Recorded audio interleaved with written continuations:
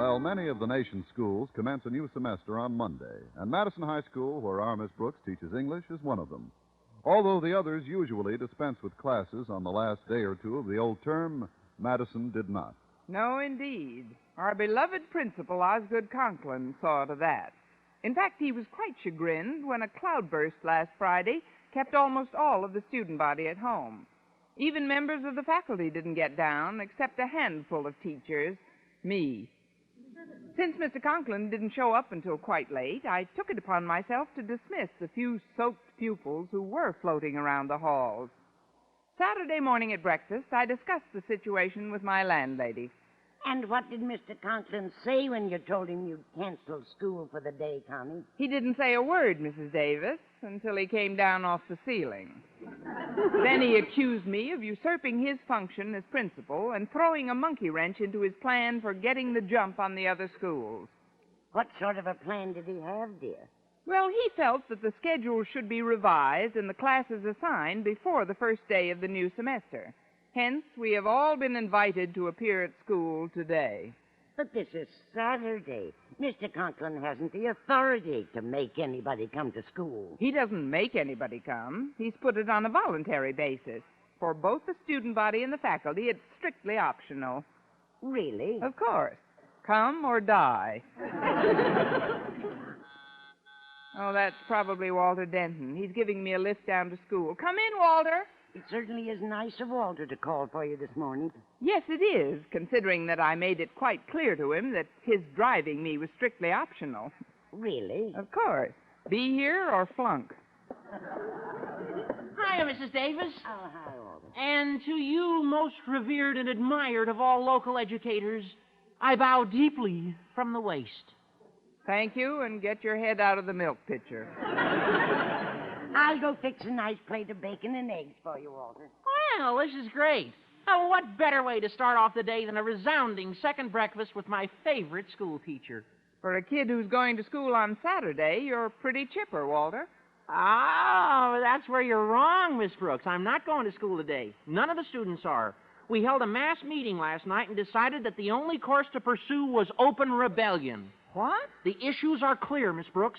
And even though we all recognize this for the tyranny it is a short-lived tyranny. Our spokesman, elected unanimously at last night's meeting, will see to that. Spokesman? Whom did you elect?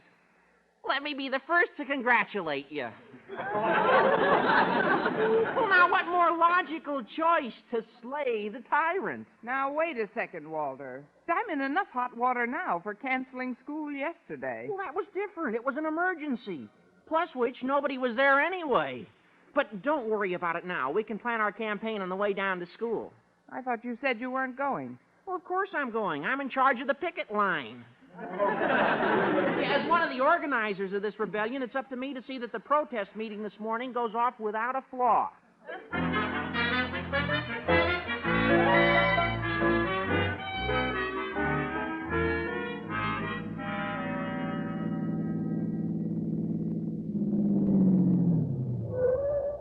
Well, here we are, Miss Brooks. For a group who decided not to come to school today, there's quite a crowd on the campus. Yeah, I wonder where Stretch Snodgrass is.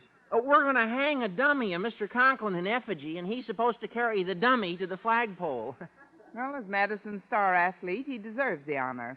But let me offer a word of caution, Walter. What's that, Miss Brooks?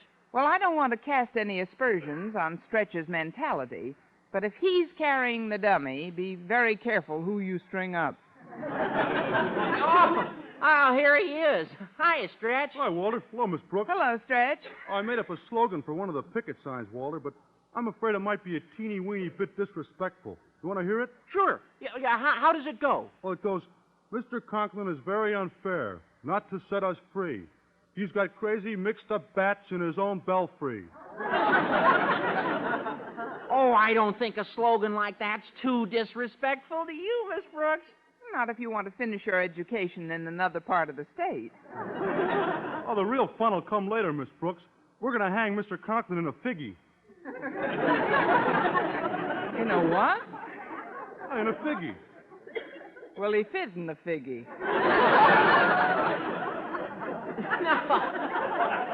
No, he means in effigy, Miss Brooks. Oh.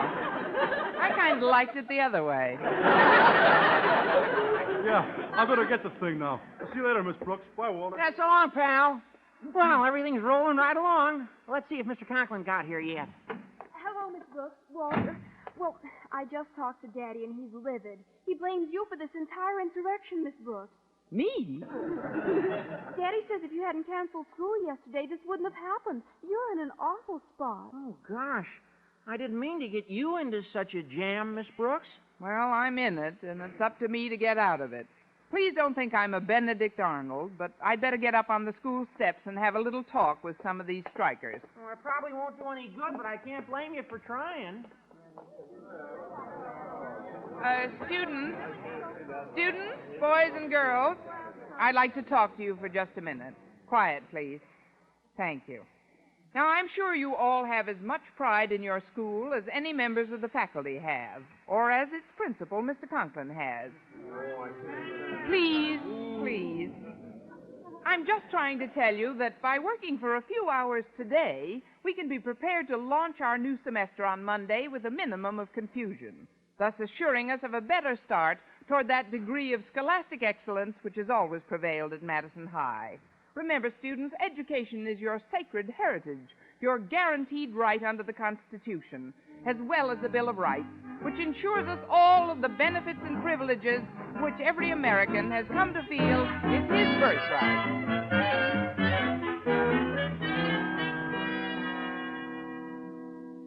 And so, Miss Brooks, I hold you personally responsible for the fact that these malcontents are not in their classrooms yet. But, Mr. Conklin, I tried to get... Excuse me. This is Osgood Conklin's office. Mr. Conklin himself speaking. Hello, Conklin. This is Mr. Stone at the Board of Education. Oh, hello, Mr. Stone. How's every I've little... not time for chit-chat. A rather disturbing rumor has reached me to the effect that you've summoned your student body to school today.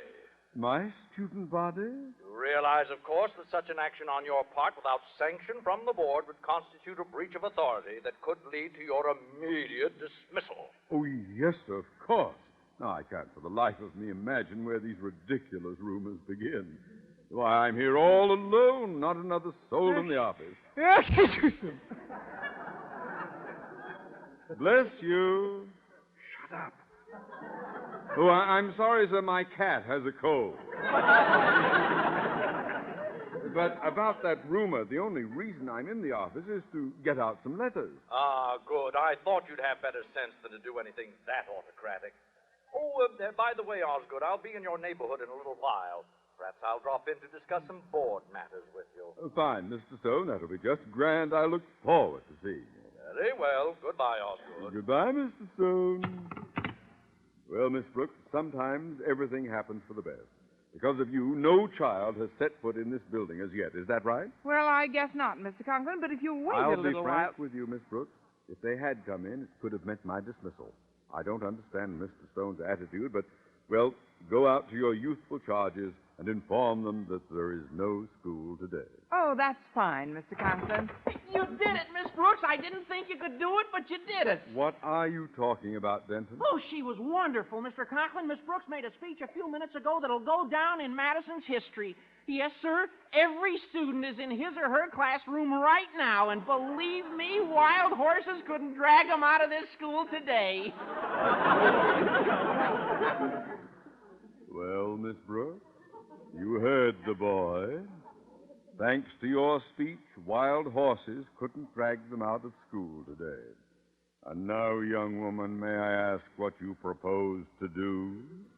Step aside, Mr. Conklin.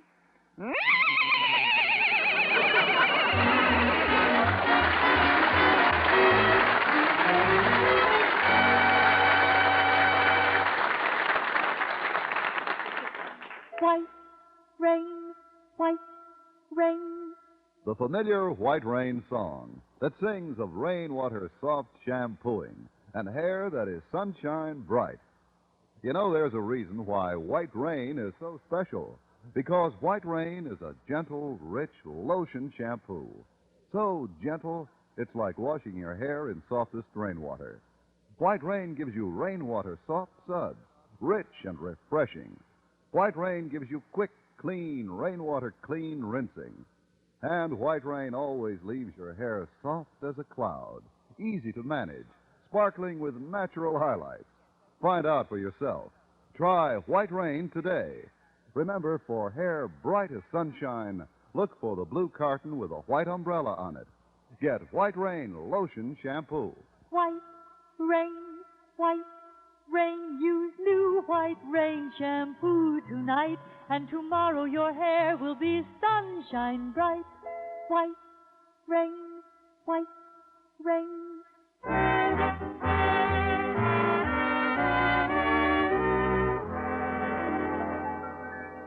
Well, I told Walter Denton to corral the students and herd them into the cafeteria.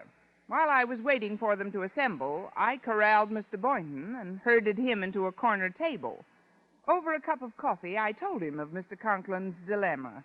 As usual, Mr. Boynton was extremely sympathetic. So you see, if these kids don't go home at once, Mr. Conklin can get in big trouble with the board. Well, that's his worry. He should have known better than to ask students to come to school on Saturday, let alone the faculty. I wish he would, let alone the faculty. But we're in it now, at least I am, up to our necks, at least my neck. Fine English teacher. No, I don't like to see you distressed about it. Well, I got most of the kids in, Miss Brooks. Oh, hi, Mr. Boynton. Well, hello, Walter. I'll hold this chair for you, Miss Brooks. Go ahead. Get up on it and make your speech. Thanks, Walter. Students, attention, please. I've called you here for some very good news. You don't have to stay in school today.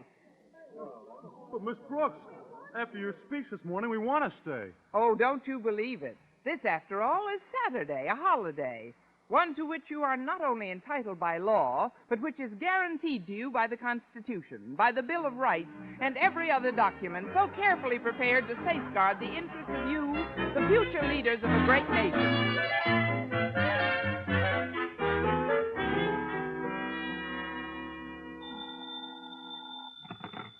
Hello? Oh, hello, Osgood. This is Mr. Stone. I'm afraid I won't be able to drop in on you today after all. My wife's been driving my car all week, and it's pretty well shot. Yes, I've seen her. Your car. I'm sorry you can't drop in, though, Mr. Stone. But when you do pay us a visit, you'll find as smooth a running education operation as there is in this country. I'm sure of it, Osgood.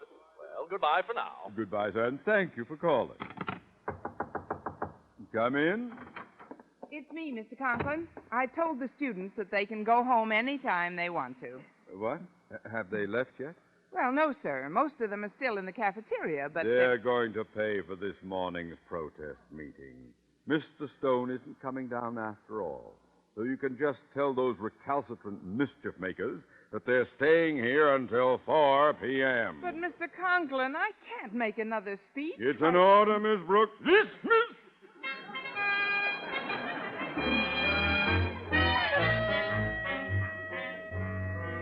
And so, by working for a few hours today, we can be assured of a better start toward that degree of scholastic excellence which has always prevailed at Madison High. Remember, students, education is your sacred heritage, your guaranteed right under the Constitution, as well as the Bill of Rights, which ensures us all the benefits and privileges which every American has come to feel is his birthright.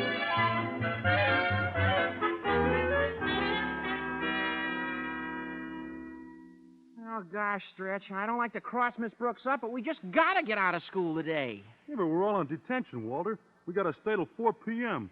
What makes me mad, we didn't even get to burn Mr. Conklin in a figgy. Yeah, I know it, Stretch. Oh, hey, wait a minute. You just gave me an idea. Suppose we had a fire drill. Then when we all ran out of school, we could just forget to stop running until we got home. Yeah, but the control for the fire alarm bell is in Mr. Conklin's office. And he ain't going to ring it for no reason. Then let's give him a reason. You mean start a fire? No, not a real fire, Stretch, a fake one. We can get some dry ice in the cafeteria kitchen and drop it in a bucket of water. Ooh, that makes the most beautiful smoke you ever saw. And then we just fan it under old Marblehead's door until it fills his office. And then he comes out of his door and hits us with the bucket. No, he doesn't. We removed the screws from his doorknob from the outside. Then when he tries to open the door, the knob comes away in his hand, and Conklin falls right on his conch. Boy, you should get a scholarship.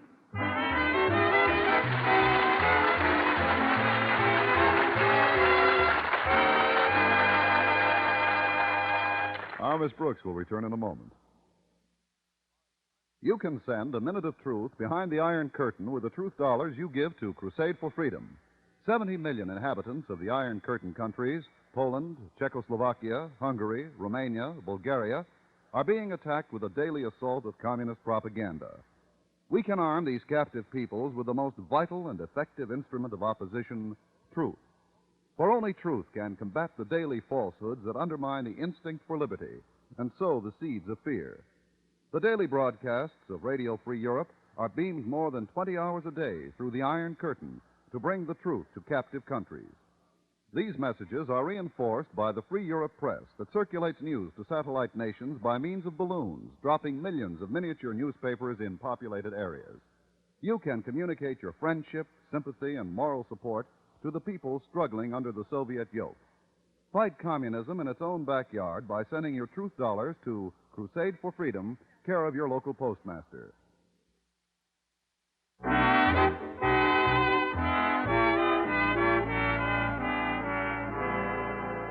Well, Walter Denton and Stretch Snodgrass decided that the quickest way to get the kids out of school for the day was to create a pseudo fire with dry ice. They would put the ice in a bucket, fan the smoke under Mr. Conklin's door, and try to convince him it was a real fire. A little later that morning, Miss Brooks was in her principal's office. So, Miss Brooks, you've informed the student body that they're all under detention until 4? Yes, sir, I did. But suppose Mr. Stone does come over and discovers that you're keeping us all in school on a holiday. But he won't, Miss Brooks. He has no way to get here. His car broke down. Suppose he decided to walk over. Walk over? That's ridiculous. Well, hello, Conklin. Mr. Stone. I decided to walk over. That's ridiculous. I mean, hello, Mr. Stone. How are you? Fine, thanks, Miss Brooks. There are several things... What was that? There must be someone loitering in the hall. Oh, impossible. There's no one in school today. But I swear I just saw that doorknob turning. Turning into what? And what's that swirling in under the door? Oh, that's nothing but smoke. Yes, that's all it is, just smoke. Oh, of course, that's all it is, smoke. Smoke! Good heavens, the school's on fire! Oh, no. Let's get out of here. Follow me. Go!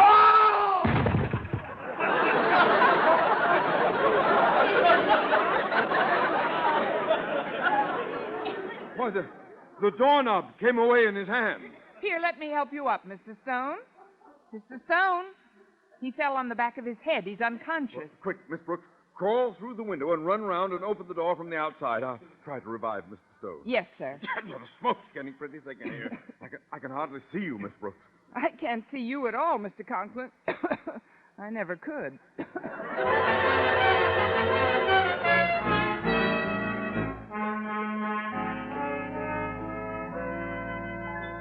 Gosh, Walter, we've been fanning smoke under that door for 5 minutes now, and he ain't rung the fire alarm yet. Relax, Stretch. With the fog he's in, it'll take him a little while to notice the smoke. You don't think Mr. Conklin's become asphyxiated, do you? That would be too much to hope for. But if he is asphyxiated, maybe we got to open the door and haul him out of there. Please, let's not spoil a perfectly good asphyxiation. Whoa, Miss Brooks! Well, we're cooked. Oh, it's not a real fire, Miss Brooks. It's just a dry ice and water fire. See, we were trying to get Mr. Conklin to ring the fire alarm so we could escape from school in the confusion. There's a lot you can do on Saturday on the outside. Gosh, Miss Brooks, now that you caught us, what are you going to do? Hand me that newspaper. I'll fan the smoke for a while. Gee, you're a swell sport, Miss Brooks. You think he'll ring the alarm pretty soon? Well, maybe he needs a little encouragement. Keep up your courage, Mr. Conklin. I'm fighting my way through the flames. That ought to get a rise out of old Marblehead. Go ahead, Miss Brooks. Scare him some more. I'm trying to reach you, Mr. Conklin, but the heat is terrific. Perhaps I could get you a nice, cool lemonade, Miss. Oh, not right now, thanks. I've got to keep fanning this dry ice until... Mr. Conklin! Now, Miss Brooks, if you're quite finished fighting your way through the flames. Oh, you got here in the nick of time, Mr. Conklin. Hey, I just put the fire out. Yeah, me too. Well, I better be getting back to my classroom now. Yeah, me too. Stand where you are, you culprits. Why, Mr. Conklin, you should thank these boys for what they've done. Thank them? Certainly. When Walter and Stretch realized the trouble you'd get into with Mr. Stone, they took this means of detaining him until the students cleared out. Sure. As long as Mr. Stone is locked in there, you're safe. Hand me that newspaper. I'll fan the smoke for a while. Here you are, Mr. Conklin. Pour some more water on that dry ice snodgrass. You, Denton, see that all the classrooms are emptied and report back to me. Yes, sir. I'll clear 'em out and nothing flat. Mr. Stone will have to get up pretty early in the morning to outsmart old Marblehead. Osgood Conklin. Mr. Conklin, you're not getting enough smoke under the door. Oh, well, this newspaper's too flexible. Get me something firmer to fan the smoke with. Perhaps you'd like to use my hat, Conklin. Oh, thank you, Mr. Stone. That should work much better than this. Thank you, Mr. Stone! Conklin, I will discuss this matter with you privately in your office. Mr. Stone. Follow me, sir. Oh!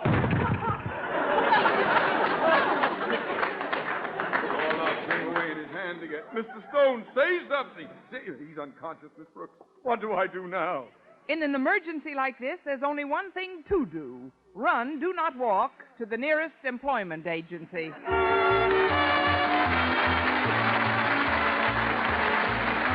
Our Miss Brooks, starring Eve Arden, transcribed, was produced and directed by Larry Burns, written by Joe Quillen and Al Lewis with the music of Wilbur Hatch.